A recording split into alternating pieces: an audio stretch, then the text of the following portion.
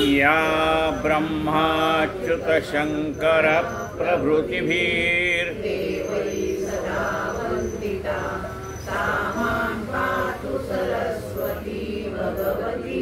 निःशेषदाढ्यापहां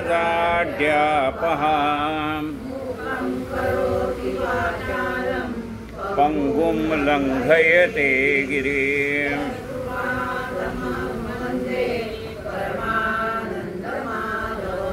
नारायणं नमस्कृत्यं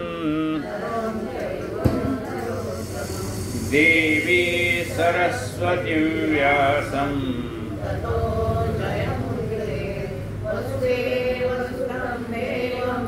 कंसचाणूरमर्दनम्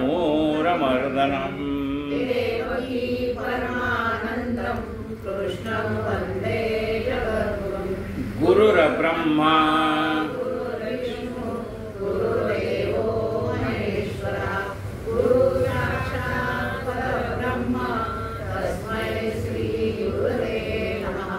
श्रोता वक्ता जय जय रघुवीर। आपण समर्थ रामदास स्वामी कृत मनाच्या श्लोकावरती यथाशक्ती चिंतन करतो। काल आपला 153वा श्लोक झाला। नभे पिंड ज्ञाने नभे तत्वज्ञाने समाधान काही नभे तान माने।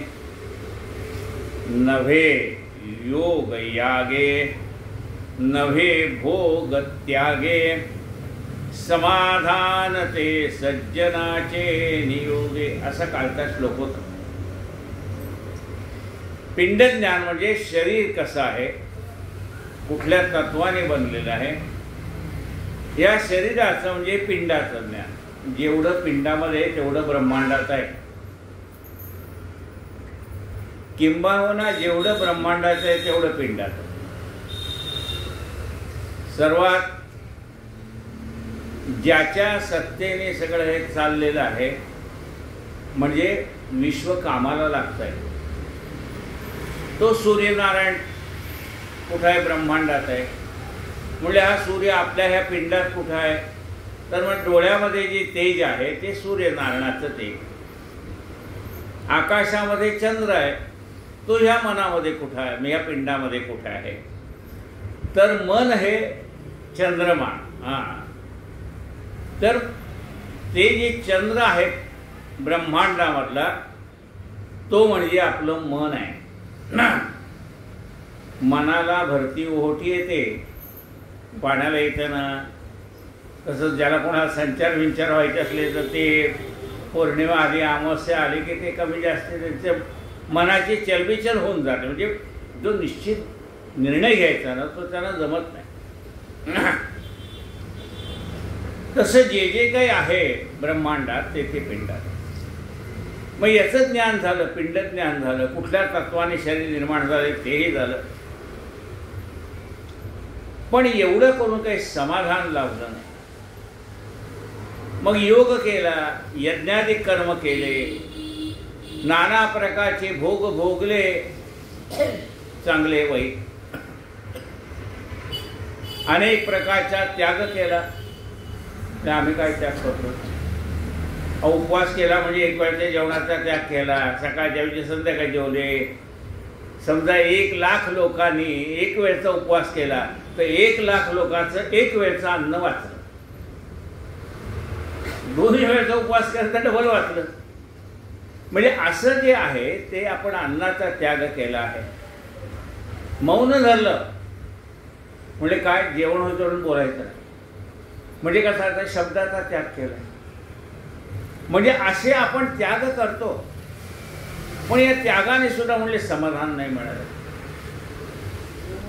नवे योग यागे नवे भोग त्यागे समाधान ते सज्जनाचे। हे म्हणा समाधान पाहिजे असेल तर ते सज्जनांच्या संगतीमध्येच मिळणार, म्हणून सत्संग महत्वाचा आहे। जय जय रघुवीर समर्थ शुकासारिखे पूर्ण वैराग्य जाचे वसिष्ठा परिज्ञान योगेश्वराचे कवी वाल्मिका सारिखा मान्य ऐसा नमस्कार माझा सद्गुरु रामदासा जय जय रघुवीर समर्थ. आजच्या कथेला आपण सुरुवात करू, चिंतनाला सुरुवात.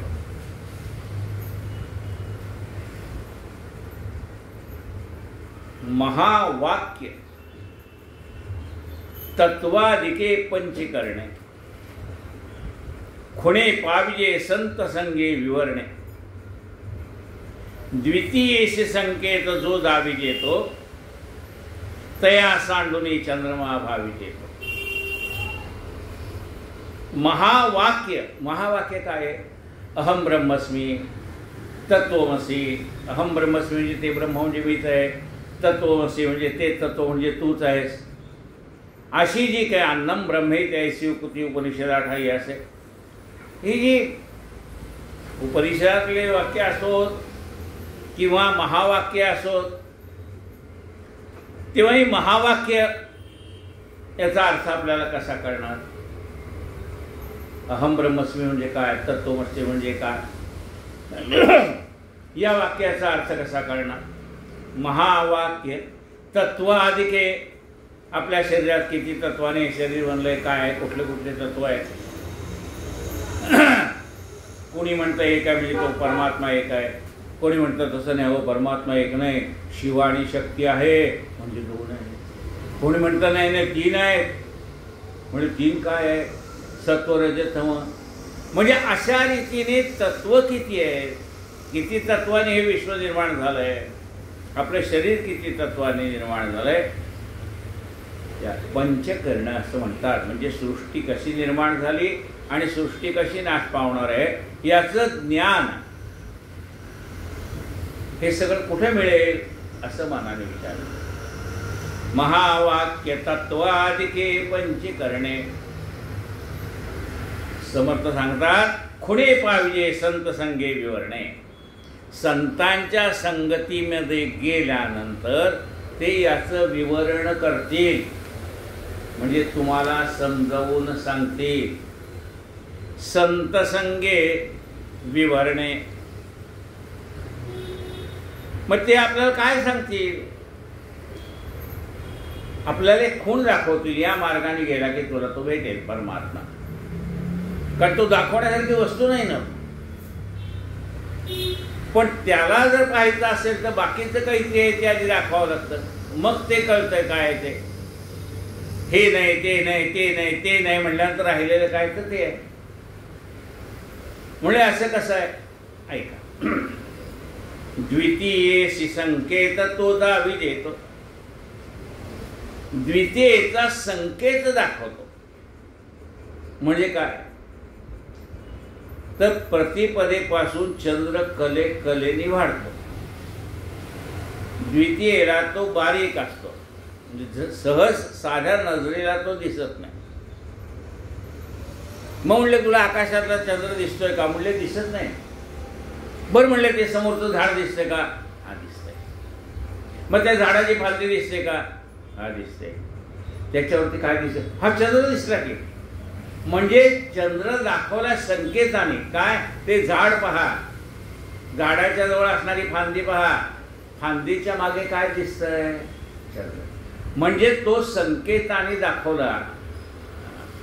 हे बघ म्हणजे तिकडे काय आहे ते तुला कळेल. तसं आधी हे स्थूल शरीर म्हणजे काय जाणून घे, मग सूक्ष्म शरीर म्हणजे काय जाणून घे. स्थूल, सूक्ष्म, कारण, महाकारण असे देह आहेत आपल्याला. 4 वाणी आहेत. परा, पश्यंती, मध्यम आणि वैखरी 4 वाणी आहेत, 4 देह आहेत, 4 मुक्ती आहेत. सलोका, समीपता, स्वरूपता आणि सायुज्यता. मग हे सगळं संकेताने जाणायचं आहे. बाहेर पाहायला गेलं तर दिसेल का? स्थूल देह दिसेल पण सूक्ष्म दिसणार नाही. मग सूक्ष्म रूपाने आपण जाऊन येतो. कुठे कथा चालू असताना घरी म्हणजे आम्ही कुठं, आम्ही तर इथं बसलोय, घरी कधी गेलो. नाही हो, ते घरी निघताना मी गॅस बंद केला का नाही, तेवढ्यात मन गेलं घरी, बघितलं नाही नाही आपण येताना गॅस बंद करून आलो. म्हणजे तेवढ्या वेळात कोण गेलं? देह नाही गेला, आपलं सूक्ष्म मन गेलं.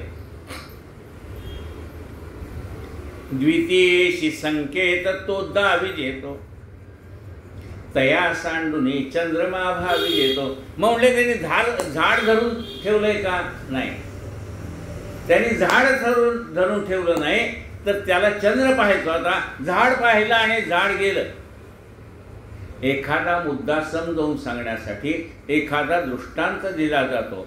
दृष्टांत महत्वाचा का ते समजणं महत्वाचं?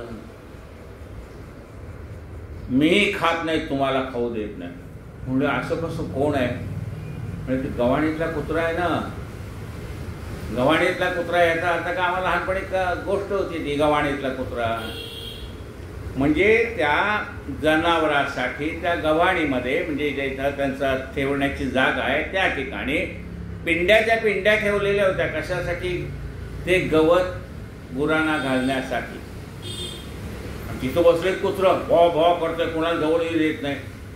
मग त्या कुत्र्याला विचारलं, अरे बा तू खातोस का हे गवत? म्हणजे मी खात नाही आणि तुम्हाला जवळ येऊ देत नाही, म्हणजे मी ते जनावराला पण घालू देत नाही.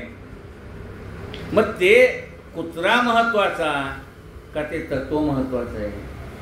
तत्व महत्वाचं आहे. हा, कुत्रा लक्षात ठेवायचा नाही, ते तत्व लक्षात ठेवायचं आहे. म्हणजे ज्या गोष्टीची आपल्याला आवश्यकता नाही आहे पण दुसऱ्याला आहे, त्याच्यामध्ये मध्ये कशाला यायचं आहे? ज्याला आवश्यकता आहे त्याला ते घेऊन ये ना बाबा, तुला तर काही खायचं ना ना बाजून सर ज्याला पाहिजे त्याला तिथला चारा घालू देत जनावराला. म्हणजे कथेमध्ये एखादा दृष्टांत सांगितला जातो, तो मुद्दा लक्षात यावा म्हणून सांगितला जातो. दृष्टांत महत्वाचा नसतो, तो मुद्दा कळण्यासाठी दृष्टांत सांगितलेला असतो. तया सांडुनी चंद्रमा भावी जेतो, म्हणून सार सार गहिर हे चौथा देई उडा. बाकीचं काय सांगितलं लक्षात ठेवून घेऊ नका. जसं ते सूप आपल्याजवळ आवश्यक ते ठेवतं आणि बाकीचं फापट पसारा टाकून देतं, तसं त्या कीर्तनातलं प्रवचनातलं मुख्य तत्व काय ते लक्षात घ्यायचं, बाकी फापट पसारा सोडून द्यायचा. जय जय रघुवीर समर्थ. दिसेना जनी तेची शोधो निपाहे, बरे पाहता गुज तेथेची आहे. करी घे उजाता कडा आढळेना, जनी सर्व कोंदाटले ते कळेना. म्हणजे गुरुजी हा श्लोक एकदा मी वाचला होता. म्हणजे कधी वाचला होता? हा 155 श्लोक आहे. एक पान उलटल्यामुळे पुढचा एकदम 155 वाचला. मग त्या काही म्हणायला गुरुजी तर मागचं राहिलंय 146 147 आठवत आहे ना तुम्हाला? हाच तो श्लोक होता त्या दिवशी. दिसेना जनी तेच शोधून पाहे, जे सरळ दृष्टीला दिसत नाही ते शोधून पाहायचंय. म्हणजे दिसत नाही ते पाहायचंय म्हणजे काय? त्यांनी सांगितलं इदम अथर्व शीर्षम अशिष्याय न ध्येयम, यो यदि मोहाद्यासते स पापयान भवति. म्हणजे हे अथर्व शीर्ष अनधिकारी माणसाला देऊ नकोस. इदम अथर्व शीर्षम अशिष्याय न देयम, यो यदि मोहाद्यासते स पापयान भवति. जर मोहाने धनाच्या लोभाने कोणी त्याला द्यायला गेला अनधिकारी व्यक्तीला तर काय होईल? म्हणजे अनधिकारी व्यक्ती म्हणजे ज्याला धड काही करता येत नाही अशा माणसाच्या हातात एखादी वस्तू दिली, समजा सुरी आहे, ती लहान मुलाला अजून काही कळत नाही, ती जर त्याच्या हातात धार नुकती धार लावून आणलेली दिली तर काय तो स्वतःच्या अंगाला जखमा करून देईल, दुसऱ्याच्या अंगाला जखमा करेल. म्हणून अनधिकारी व्यक्तीच्या ते थोडं समजदार होऊ द्यात, मग त्याला कळेल फळ कापायचं का काय कापायचं ते त्याला नंतर कळेल ना. मग आत्ता तो अनधिकारी आहे, त्याला आता ते देऊन उपयोग नाही. मग म्हणाला हे इदम अथर्व शीर्षम अशिष्यान देयम योगी मोहाद्यास्त ते पापयान होते. म्हणजे तुम्ही नाही दिलं तर नाही दिलं, आम्हाला म्हणले यूट्यूबवरनं ऐकता येते ना, आम्हाला ऐकता येतंय, आम्ही म्हणू शकतो, पुस्तक आहे आम्ही म्हणू शकतो, त्यात अर्थ आहे तो आम्ही वाचू शकतो. सार्थक सार्थ गणेश स्तोत्रम. तुम्ही नाही देत, आमचं काय बिघडलंय? ते तुम्हाला शब्दार्थ कळेल पण त्यातला भावार्थ कळणार नाही, बीजार्थ कळणार नाही, तत्वार्थ कळणार नाही. तुम्हाला नुसतंच शाब्दिक अर्थ कळत जातील पण त्यातलं मूळ तत्व आहे ते कळणार नाही. म्हणून इदमाथोर शिष्यमशिष्यानलेय. जाणकाराला ते ज्ञान सांगा, अनधिकारी माणसाला सांगून काय होतं? दिसेना जनी ते शोधो निपाहे. तसं या शब्दामध्ये वरवर पाहताना गूढ अर्थ कळत नाही पण त्याच्या खोलात शिरलं तर त्यातला काय अर्थ आहे, भावार्थ काय तो कळतो. दिसेना जनी ते शोधो निपाहे. दिसेना जनी, काय दिसत नाही जनामध्ये? अहो तो परमात्मा दिसत नाही ना. आम्हाला माणसं दिसत आहे, स्त्री दिसते, पुरुष दिसते, गाढव दिसते, घोडा दिसते, पण तो देव दिसत नाही. दिसेना जगी तोची शोधो निपाहे. बरे पाहता गुज तेथेची आहे. खरं तत्व तिथंच आहे. बरे पाहता गुज तेथेची आहे. करी घे उजाता कदा कदा आकळेना. पण ते काही वस्तू अशी आहे का की उचलली तुमच्या हातात दिली? म्हणजे ती वस्तू पण अशी जी दिसत नाही, ती वस्तू घ्यायला जायचं म्हटलं तर ती काही वस्तू अशी नाही की उचलून तुम्हाला देता येईल. करी घे उजाता कदा आढळेना.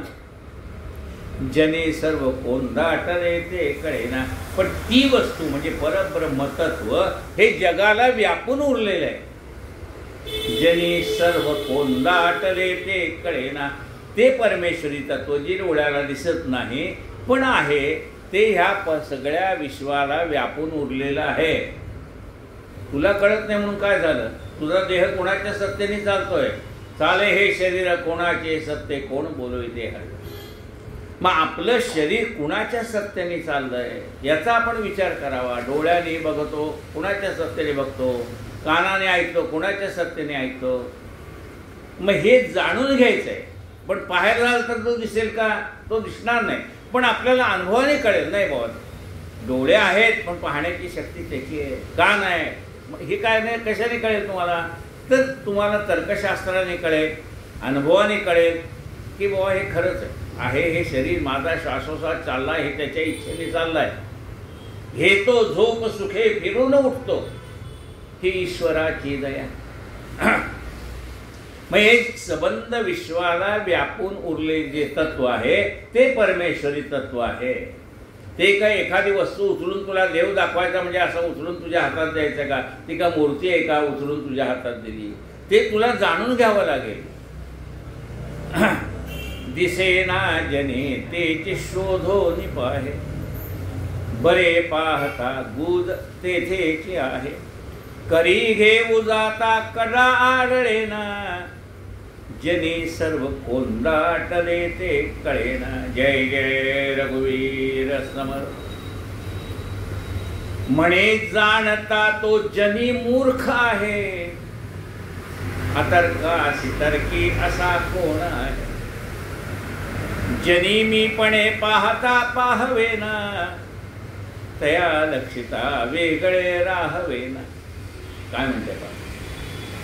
म्हणे जाणता तो जनी मूर्ख आहे. ज्याला असं वाटतं ना मला सगळं कळतंय, त्याचा इतका मूर्ख दुसरा कोणी नाही म्हणतो. म्हणे जाणता म्हणजे मी जाणताय, मला सगळं कळतंय. म्हणे जाणता याला म्हणले अजून काही कळत. म्हणे जाणता तो जनी मूर्ख आहे. अतर्क्यासी तर्की असा कोण आहे. म्हणले ह्या जाणणाऱ्याला कळत नाही, तो मूर्ख असं का म्हटलंय? तो तर म्हणतो मला सगळं कळतंय. आपण ज्ञानी मनुष्य म्हणतो याला काही कळत नाही. अहो केवढा शिकलाय, विद्वान आहे, अमुक आहे, तमुक आहे, आणि तुम्ही तर म्हणता याला काही कळत नाही. जाणताय तो, त्याला काय जाणलंय? जो परमेश्वर अतर्क्य आहे, तर्काने सुद्धा जाणता येणार नाही असा परमात्मा आहे, हा तर्काने त्याला जाणार जातोय. अतर्क्य असे तर्की असा कोण आहे? अतर्क्य असणारा हा जो परमात्मा आहे, तर्कामध्ये सापडणारा नाही, त्याला जर तुम्ही तत्व तर्काने जाणण्याचा प्रयत्न केला तर तो तुम्हाला जाणता येणार नाही. जनी मीपणे पाहता पाहवेना, तुमच्यातला जोपर्यंत मीपणा जात नाही, जनी मीपणे पाहता पाहवेना, जोपर्यंत तुमच्याकडे मी शिल्लक आहे तोपर्यंत तो दिसणार नाही. एक तर मी दिसेल किंवा तो दिसेल. लक्षात आहे, आमच्याकडे मी पण आहे तोपर्यंत तो दिसत नाही. आमच्याकडे मी गेला की तोच आहे सगळीकडे. आमच्या मीपणामुळे तर तो दिसत नाही ना. जोपर्यंत आमचा मीपणा जात नाही तोपर्यंत तो कसा दिसेल? एका वेळी एकच राहील. एक तर मी राहील नाही तर तो राहील. बरोबर आहे. मग हा मीपणा आहे तोपर्यंत तो नाही दिसणार. मीपणा गेले की त्याच्याशिवाय दुसरं काय आहे? जनी मीपणे पाहता आकळेना. जनी मीपणे याचा अर्थ काय आहे की मला सगळं कळतं, मी जाणताय, मी ज्ञानी आहे, माझ्यासारखं कोणाला अक्कल नाही असं जे आहे ना. त्याला काय म्हणले? म्हणे मी मोठा शहाणा, ज्ञानेवीन दैन्यवाणा, नेणे संतांच्या खुणा काळदंड हाणती. इहलोकीचा समर्थ, परलोकी होय व्यर्थ. या जगामध्ये खूप तो समर्थ आहे, म्हणजे त्याला खूप जाणणारी माणसं आहेत. वा वा, विद्वान आहे, विद्वान आहे, त्याचा सत्कार वित्कार सगळं झालंय. या इहलोकातला सुख भोगणारा मोठा मनुष्य सुद्धा त्याला जाणू शकत नाही, कारण त्याचा मी पण आडवा येतो. मी ज्ञानी आहे, मी मोठा आहे, मी तत्वज्ञानी आहे, मी अमुक आहे. जनी मीपणे पाहता पाहवेना, तया लक्षिता वेगळे राहवेना. त्याच्याशी ज्या वेळेला तुम्ही एकरूप होऊन जाल त्यावेळेला मी राहणारच नाही, तोच राहील. म्हणजे आपला मीपणा नाहीसा होईल आणि जो शिल्लक असेल तो एक परमात्माच असेल. बाकी त्याच्याशिवाय दुसरं काय आहे? आपल्याकडे मीपणा आहे म्हणून आपण त्याच्यापासून वेगळे आहोत, म्हणून तर आपण जीव आहे. मीपणा म्हणजे काय? जीव अवस्था आहे. हा जीव अवस्था गेले की तो शिव अवस्थाच राहणार आहे. तया लक्षिता वेगळे राहवेना. मग तुम्ही जरी म्हटलं मला आता वेगळं राहायचं आहे तरी राहता येणार नाही. त्याला प्रार्थना करावी लागते की मला आता वेगळं ठेव म्हणून, मी वेगळा राहतो. म्हणजे कसा हा भक्त इतका त्या परमात्म्याशी एकरूप झाला की देव म्हणला आता तू आणि मी एकच आहे. देव आणि भक्त तुझा नाही विचार. मग परमेश्वर म्हणाले आता तू मी एक आहे ना बाबा. तो म्हणला मी सगळं एवढ्यासाठीच अट्टहास केला होता, तू कोण आहे करण्यासाठी. आता मला कळलं तू आणि मी एक आहे, पण मला अशी अवस्था नको तू आणि मी एक आहे.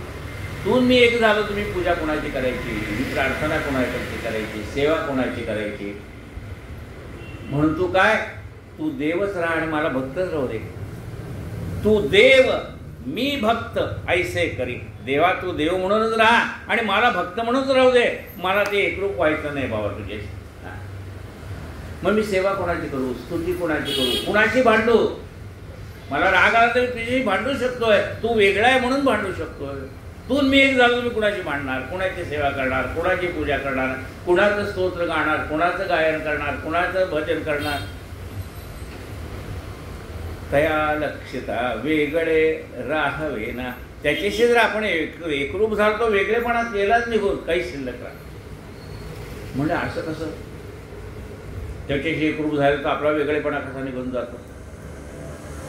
मिठाचा पुतळा केला. मिठागर असतं की नाही, ते समुद्रातनं बाजूला काढून त्याचं काय होतं, मीठ तयार होतं. आपण खातो ना रोज जेवताना. मग ह्या मिठाचा पुतळा तयार केला. जसा गणपतीचा पुतळा तसा साखरेचं रुखवत करता का नाही तुम्ही, ताट बनवता सगळं बनवता, तसं त्या मिठाचा काय केला, पुतळा केला.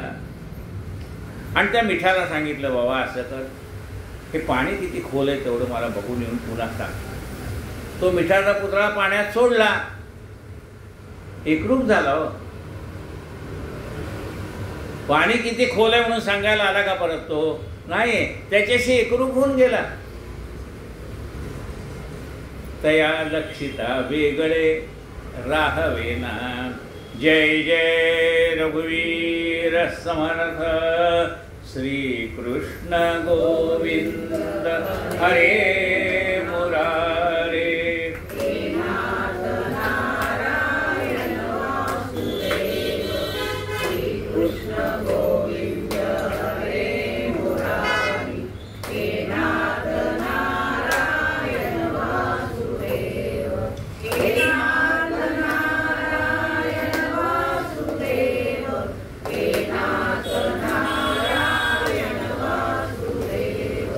श्री कृष्ण गोविंद हरे मुरारे.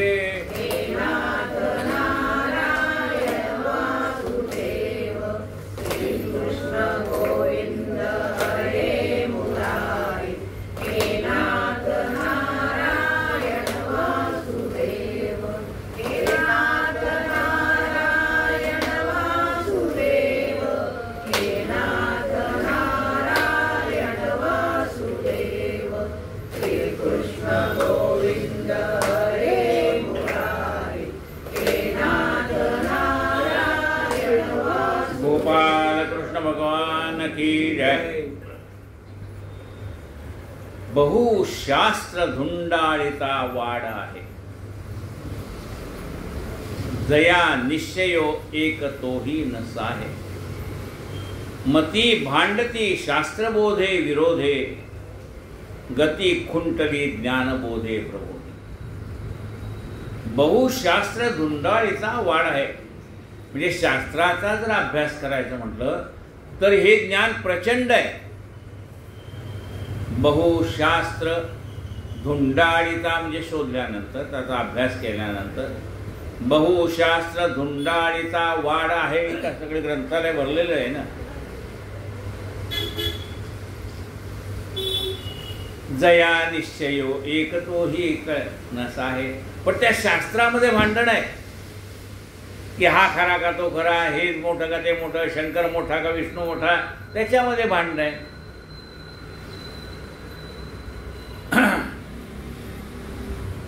जया निश्चयो एकतोही नसाहे. सगळ्यांचं काही एकमत पडत नाही हो. म्हणजे एकमत का पडत नाही? सगळे आंधळेच होते. पण आता त्या आंधळ्या माणसाला सुद्धा एखादी वस्तू दाखवली तर त्याला हाताने कळते, स्पर्शाने. हे बघा, हे काय आहे, ही दोरी आहे, हे बघ ह्याला हात लाव, ह्याला सूप म्हणतात, असं ते त्याला वस्तू दाखवलेले असतात. ते हत्तीचं छोटं पिल्लं होतं, हे 5 फूट माणसं, हे 5 फुटाचा हत्ती, असं बोलत जात. मग कुणाच्या हाताला शेपटी लागली तो म्हणतो हत्ती शेपटीसारखं म्हणजे दोरीसारखा आहे. कुणाच्या ह्याला पाय लागला तो म्हणतो केळीच्या खांबासारखा आहे. कोणाच्या हाताला कानच लागला तो म्हणतो सुपासारखा आहे. सगळेजण आपापली मतं मांडतायत. पण सगळं ज्ञान, मनुष्य जो ज्ञानी आहे, ज्याला दिसत आहे, तो म्हणतो हत्ती कसा आहे, हत्ती हत्तीसारखा आहे. तुम्ही म्हणताय त्याची शेपटी दोरीसारखी आहे, त्याचे पाय खांबासारखे आहेत सगळे, पण सगळे म्हणून हत्ती एक आहे. तसं अनेक तत्वज्ञान जरी झाली तरी सगळी तत्वज्ञान म्हणून एक परमात्मा आहे. त्याला वेगवेगळ्या नावाने ओळखतात कोणी. शैव तुला शिव म्हणते, वैष्णव बोलती वेदांते. तुला शंकराची उपासना करणारे शैव म्हणतात, गणपतीची उपासना करणारे गणपत्य म्हणतात, सूर्याची उपासना करणारे तुला म्हणजे सौर पंथातले लोक आहेत, ते सूर्य महत्त्वाचा मानतात. शैवमधले शंकर महत्त्वाचा मानतात, वैष्णवमधले विष्णू महत्त्वाचा मानतात, गणपत्यमधले गणपती महत्त्वाचा मानतात. आहे का नाही त्याच्यामध्ये मतभेद? तो म्हणतो नाही नाही माझा गणपती महत्त्वाचा आहे, तो म्हणतो नाही नाही माझा शंकर, नाही नाही माझा विष्णू, नाही नाही माझा आहे. अहो ते तर जाऊ द्या. आपण संतांमध्ये सुद्धा म्हणतो हे संत मोठा का तो संत मोठा. संत सगळे सारखे, तसे सर्व परमात्मा सुद्धा सारखा आहे. नाना देही देह एक विराजे, नाना नाटक लीला सुंदर उसाजे. पण हे बघायला गेलं तर मग त्याच्यामध्ये एक वाक्यता आहे का? म्हणले नाही. त्याच्यामध्ये एक वाक्यता नाही. म्हणजे फेसबुकमध्ये एक वाक्यता का? नाही. हां, एक म्हणतं असं करा, ते चतुर्थी इथं संपतेन, द्वादशी इथं चालवते, ते कुणाच्याही एकामध्ये एक मत नाही. प्रत्येकाची मतं पिंडे पिंडे मतभिन्न. एवढी मतभिन्न काय आहे? पिंडे पिंडे मतभिन्न. जेवढी माणसं तेवढी मतं, म्हणून ती वेगवेगळी होतात. जया निश्चयो एकतो ही नसाहे, मती भांडती शास्त्रबोधे विरोधे. मताभिमानी म्हणजे याच मताचं मी आहे, माझंच म्हणणं खरं. मग आता प्रत्येकजण जर म्हणायला लागला माझंच म्हणणं खरं आहे, तर भांडणाशिवाय त्यात दुसरं काय निर्माण होणार आहे? जर असं ठरलं तर ठीक आहे, तू तुझं मत मान, तू तुझं मत मान, तू तुझं मत मान, आणि मग आपण सर्वसामान्य विचार करून काहीतरी एका मतावर येऊ. हे म्हटलं आम्हाला माहीत नाही, तुझं मी ऐकूनच घेणार नाही, माझं आहे तेच खरं. आता तिथं मती भांडती शास्त्रबोधे विरोधे. कोणी शास्त्राने बाजूला बोलतंय, कोणी म्हणतंय शास्त्रच झूट आहे, तेच खोट आहे. हां, म्हणजे हे मतभिन्नता आहे प्रत्येकात. कुठे एक मत नाही आहे. कोणी म्हणतंय शास्त्र खरं आहे, कोणी म्हणतंय सगळं खोटंच आहे. मती भांडती शास्त्रबोधे विरोधे, गती खुंटती ज्ञानबोधे प्रबोधे. पण ज्ञान झालं, प्रबोधन झालं तर मन हे बाकीच्या भानगडीत पडत नाही. प्रबोधन झालं पाहिजे. म्हणजे प्रबोधन कोण करणार? संत करणार नाही. अरे सगळे सांगतात त्यांच्या त्यांच्या दृष्टीने खरंच आहे. म्हणजे गणपती खरा आहे, शंकरही खरे आहेत, विष्णूही खरा आहे. प्रत्येकाकडे काही ना काही कामं वाटून दिलेली आहेत ना. डोळ्याकडे पाहायचं काम दिलंय, त्यांनी पाहावं. कानाकडे ऐकायचं दिलंय, त्यांनी ऐकावं. नाकाकडे श्वास उच्छ्वास घ्यायचं काम दिलंय, त्यांनी त्याचं करावं. सगळं शरीर मिळून एक आहे. जसे ह्या प्रत्येक देवतेकडे वेगवेगळी कामं दिली. बुद्धी देण्याचं काम कोणाकडे दिलंय? गणपतीकडे दिलंय. आपल्या वाटेत येणाऱ्या अडचणी दूर करण्याचं काम कोणाकडे दिले? गणपतीकडे दिले. निर्विघ्नं कुरु मे देव सर्व कार्येषु सर्वदा. आपल्यावर संकट आलं, आपल्या मृत्यूचं संकट आलं, कोणाकडे काम दिले? शंकराकडे झालंय. ओम त्र्यंबकै यजामहे सुगंधी पुष्टिवर्धनम उर्वारुकमिव मृत्योर्मुक्षयेमामृता. प्रत्येकाकडे एक एक एक एक एक एक कामं दिलेली आहेत. त्यांची त्यांची कामं ते करतात.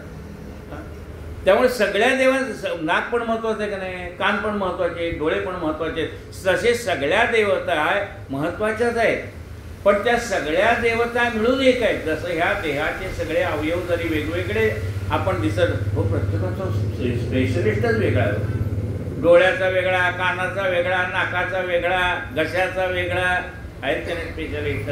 तसेही शास्त्रज्ञ म्हणजे का त्यांचे त्यांचे स्पेशलिस्ट. गणपती म्हणतो माझं श्रेष्ठ आहे, शैव म्हणतो माझं श्रेष्ठ आहे. ते त्यांच्या त्यांच्या मताची ठाम असतात. ते म्हणजे बाकीच्या काही कळत नाही. ते डोळ्यात आहे ना, माझ्याकडे जायला पाहिजे, बाकी कोणाकडे जाऊ नका, ते माझ्याकडेच या. ठीक आहे बाबा, तुझ्याकडे माझी तब्येत चांगली होण्याशी मतलब आहे. तसं आपल्याला मूळ तत्वज्ञान कळण्याशी मतलब आहे. बाकी सगळं एकच आहे ना. तूच काशी विश्वेश्वर आहे ना गजानन विजय ग्रंथात, सगळं तूच आहेस बाबा. गती खुंटती ज्ञानबोधे प्रबोधे. ज्ञान झालं, प्रबोधन झालं, शांतपणे समजून सांगणारा एखादा चांगला आपल्याला ज्ञानी मनुष्य भेटला तर आपल्या मनातल्या सगळ्या शंका कुशंका नाहीशा होत्या.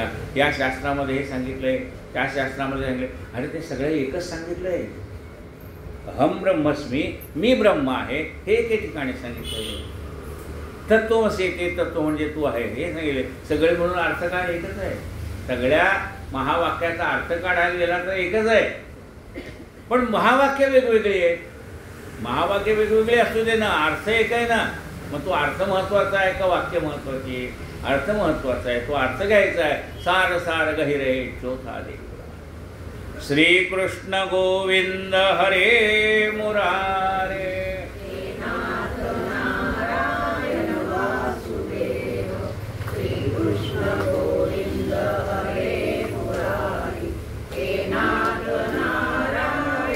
गोपाल कृष्ण भगवान की जय.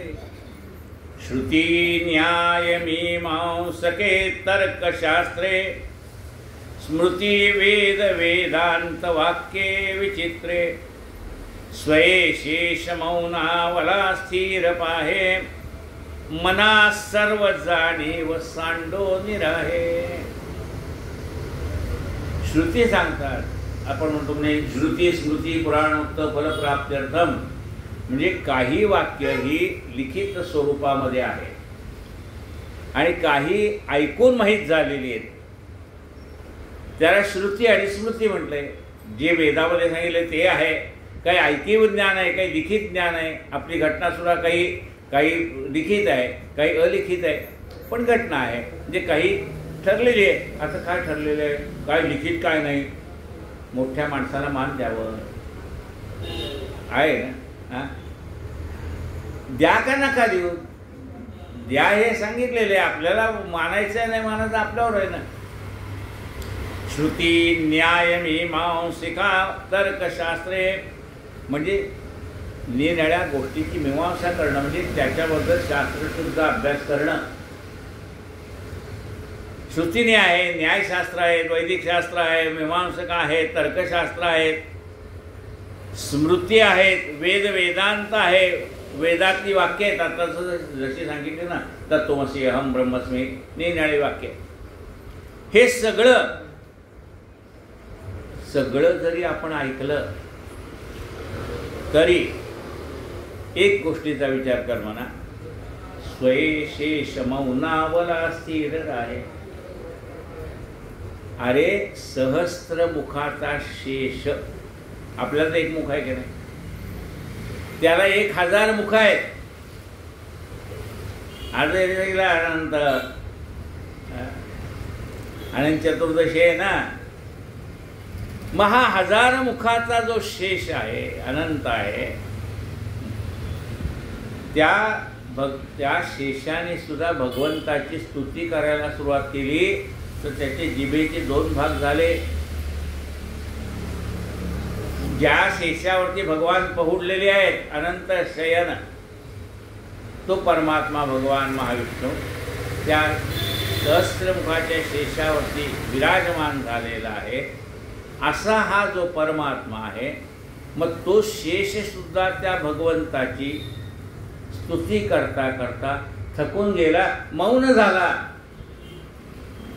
आता म्हणाले, मला देवा तुझं वर्णन शब्दात करून सांगता येत नाही. श्रुती सुद्धा म्हणतात नेती नेती पराश्रुती. मग जर सगळे वेदाधिक जिथं थकून गेले भगवंताचं वर्णन करता करता, तिथं आपण एका मुखाने काय वर्णन करणार आहे. मना सर्व जाणीव सांडो निराहे. हे म्हणा, मला सगळं कळतं, हा जो भाव आहे तो बाजूला ठेव. मना सर्व जाणीव सांडो निराहे. मला सगळं काही कळतं, ही जी जाणीव मनाला आहे ना, त्यातनं बाहेर पड. आपल्याला काही कळत नाही म्हणजे असं कसं काही कळत नाही, आम्हाला तर कळतं म्हणाले. अरे लक्षात घे, जगामध्ये एवढं प्रचंड ज्ञान आहे की आपल्याला गुरुची गोष्ट सांगितली ना, ओंजळवर पाणी घेतलं, त्यातलं सगळं निसटून गेलं, आता थोडंसं राहिलंय. त्यामुळे तुझ्याकडे जे ज्ञान आहे ना, ते कणभर आहे. उभे आयुष्य गेली तरी ते ज्ञान पूर्ण आपल्याला मिळणार नाही. मग कुठं जाणीव धरतोस तू. सगळ्या आपल्यापेक्षा ज्ञानी माणसं जगामध्ये आहेत, ते सुद्धा सर्वसंग परित्याग करून अरण्यात जाऊन राहिली. तुझा मोठेपणा कुठं आला. ज्याला सगळं काही कळतंय ते सुद्धा शेवटी संन्यास घेऊन बद्रीनाथ केदारनाथाला जाऊन राहिले. म्हणजे ज्ञानी माणसं, ज्यांनी परमेश्वर जाणला आहे, अशी ज्ञानी माणसं सुद्धा सर्वसंग परित्याग करून जर त्या बद्रिकाश्रम किंवा कुठं जाऊन राहत असतील तर तुझं ज्ञान कुठं आहे. म्हणून तुला जर असं वाटत असेल की मला सगळं कळलं, तर ही जी जाणीव आहे ना, ही बाजूला काढून ठेव. आपल्याला काही कळत नाही, आपल्याला कळतच नाही. कारण ह्या देहाच्या याच्यात आपण एवढी गुंतून गेलो आहे.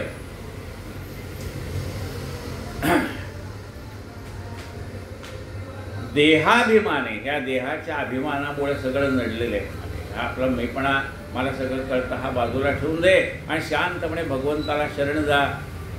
मला काहीही कळत नाही. आवाहनन न जानामी तवर्चनम पूजांचैव न जानामि क्षम्यतां परमेश्वर. आता ह्याला कळत नव्हती का पूजा करताना? सगळं तोंडपाठच होतं की पूजा करताना, सगळे मंत्र पाठ होते, सगळं होतं, पण म्हणतो काय, देवा खरंच तुझं आवाहन कसं करावं कळत नाही. आवाहनं न जानामि तवर्चनम पूजांचैव न जानामि क्षम्यतां परमेश्वर. मंत्रहीनं क्रियाहीनं भक्तिहीनं सुरेश्वर यत् पूजितं तु मया देव परिपूर्णं तस्मै अन्यथा शरणं नास्ति त्वमेव शरणं मम तस्मात् कारुण्यभावेन रक्ष सर्वस्य. त्याला सर्वस्वाने शरण झालं जावं एवढंच मना लक्षात ठेव. तुला कितीही कळू दे, ते कळणं म्हणजे परमेश्वराला जाणणं असं होत नाही. त्याला थोडंसं ज्ञान म्हणताय, फार तर तुझ्याकडे थोडं ज्ञान आहे एवढं म्हणते. जय जय रघुवीर समर्थ. जेणे मक्षिका भक्षिली जाणिवेची तया भोजनाची रुची प्राप्त कैची. अहम भाव ज्या मानसीचा विरेना तया ज्ञान हे अन्नकोटी जिरेना. जेणे मक्षिका भक्षिली जाणिवेची. मक्षिका आता जेवताना माशीच खाल्ली तर काय होईल, सगळं उलटून पडेल ना. जेणे मक्षिका भक्षिली जाणिवेची तया भोजनाची रुची प्राप्त करायची. त्याला भोजन सुद्धा करावं वाटत नाही.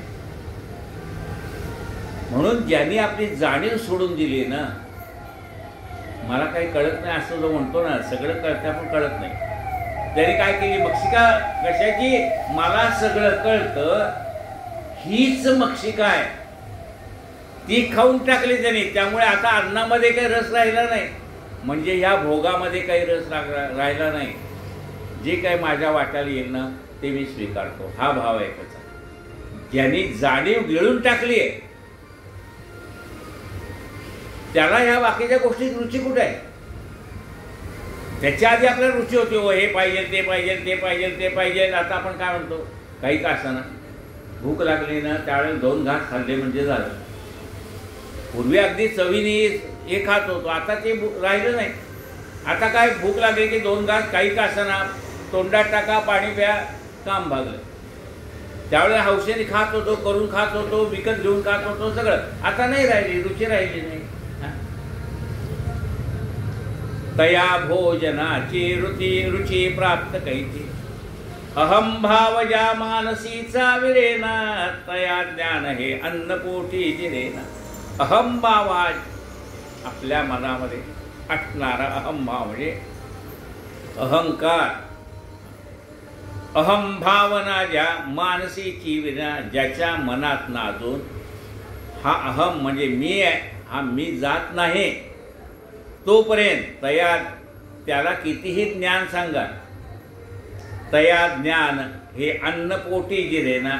जसं खाल्लेलं पचत नाही तसं ह्याला कितीही ज्ञान सांगा, त्याच्यामध्ये तो अहंकार असल्यामुळे ते ज्ञान काही कामाला येत नाही त्याच्या. तू कोण सांगणार, मला सगळं कळतंय, मग सांगणार काय म्हणेल, ह्याला सांगून काय उपयोग नाही. याच्या मनामध्ये असलेले सगळे गैरसमज काढण्याचा मी प्रयत्न करतोय, पण ह्याला एवढा अहंकार आहे की माझं आहे तेच खरं म्हणले, ह्याच्या नादी लागून काय करा. बरं बाबा तुझं खरं, ज्ञानी मनुष्य काय वाद घालतो का? ज्ञानी मनुष्य वाद घालत नाही, कारण ह्या माणसाला हे ज्ञानरूपी अन्न पचणार नाही, कारण अजून त्याच्या मनातला अहंकार नाहीसा झाला नाही. तू कोण सांगणारा, मला सगळं कळतंय. मग म्हणले काय सांगून उपयोग आहे, तुला कळतंय तेच बरोबर आहे बा, जाऊ. म्हणून ज्ञानी माणसं हेकेखोर माणसाच्या नादी लागत नाही. ज्याला समजून घ्यायचंय, ज्याला सुधारायचंय त्याला ते बोध करतात. पण ज्याने अट्टहासाने ठरवलंय की मी तुमचं काही ऐकणारच नाही, त्याला सांगून तर काय उपयोग. ते संत म्हणतात हे पालत्या घड्यावर पाणी.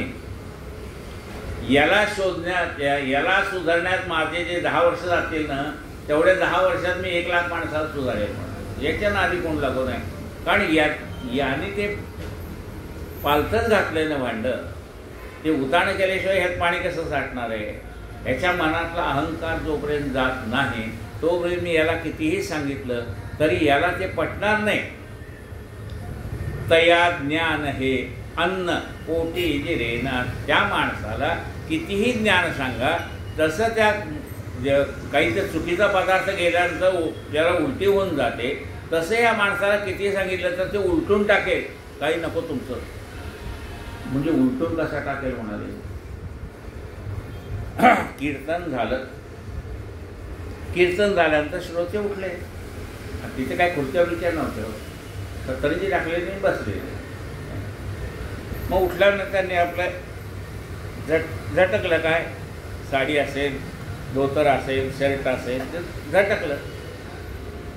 मग महाराजांनी विचारलं का म्हणले, म्हणजे ते सतरंजी टाकली होती त्याला काय धूळबिळ होती का? तुम्ही नाही म्हणले सतरंजी स्वच्छ धूळ. म्हणजे हे काय झटकलं तुम्ही? हे तुम्ही सांगितले म्हणलं सगळं झटकून. हे राहू दे तुमचं, मी चाललो. हे तुमचं तुम्हाला, आम्हाला काही नको होणार आहे. हां, ते झटकून कसं चालेल? ते आपल्याला बरोबर घेऊन जायचं ज्ञान आहे. ते असं टाकून देण्यासाठी दिलेलं नाही. म्हणजे हा प्रसाद आहे, घरी घेऊन जा, असा त्याचा अर्थ आहे. जय जय रघुवीर समर्थ. आज 159वा श्लोक झाला.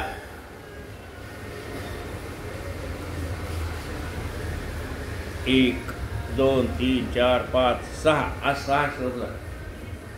जय जय रघुवीर समर्थ. कायेन वाचा मनसेन्द्रियर्वा बुद्ध्यात्मना वा प्रकृती स्वभावात्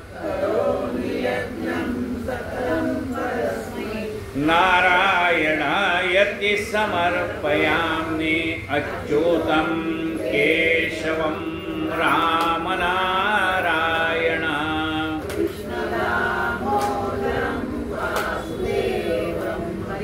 श्रीधरं माधवं गोपिका वल्लभं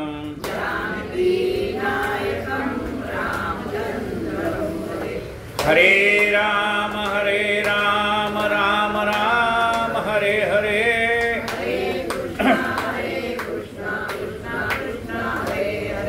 हरे राम राम राम हरे हरे.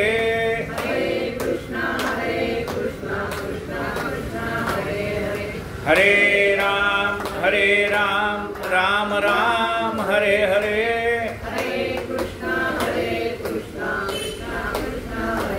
गोपाल कृष्ण भगवान की जय. आरती.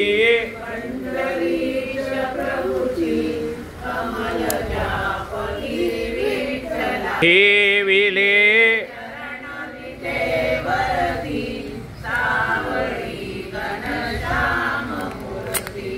गळ्यामध्ये खुले त्यावरी लाजला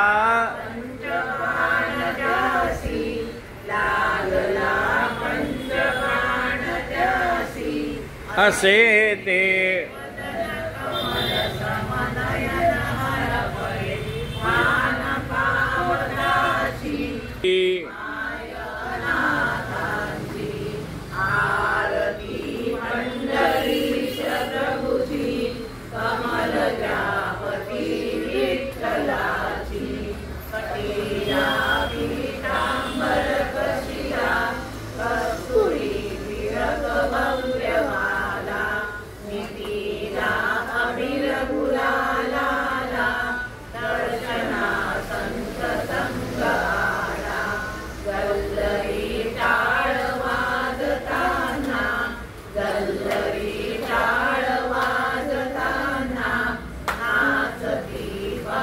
प्रेम अत्यंत